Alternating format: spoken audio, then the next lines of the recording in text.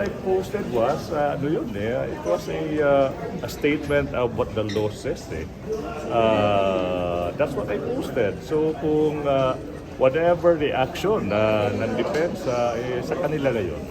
I just don't think na just because nagpa-participate tayo sa trial, walang prohibition kung ano man in stating without adding anything to what the law or the rules are saying. Ulitin ko po, no? Klaro po sa rules of court na yung misleading questions hindi po allowed. So kung makikita nyo sa four corners ng post ko, no? Wala dun.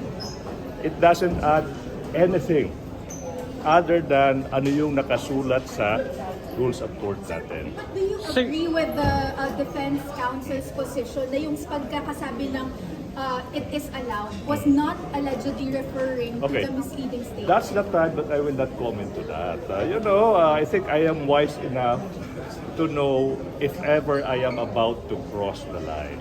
So I will ulitin ko, no?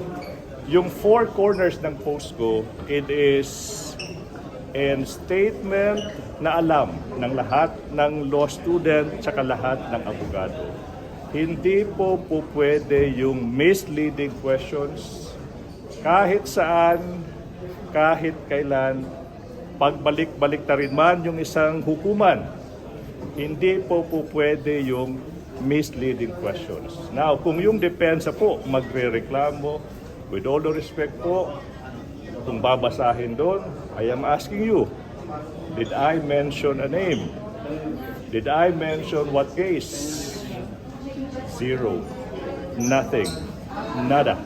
So yung reaction, if they felt alluded to, sa kanila na po yun. Sir, but you believe your comment was not done in bad taste? Of course, Dwight, this is the question now. If you post something like due process is found in the Constitution, is there anything illegal with that?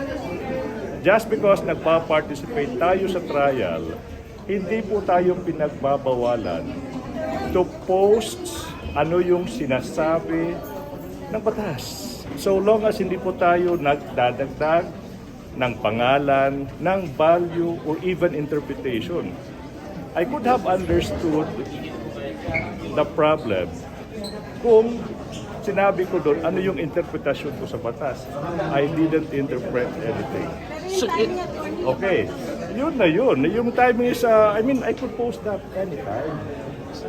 You know what I mean? I could post it anytime. Ulitin ko po, klaro po sa rules of court, isang bagay po. Yun po yung tinuturo ko sa aking mga estudyante.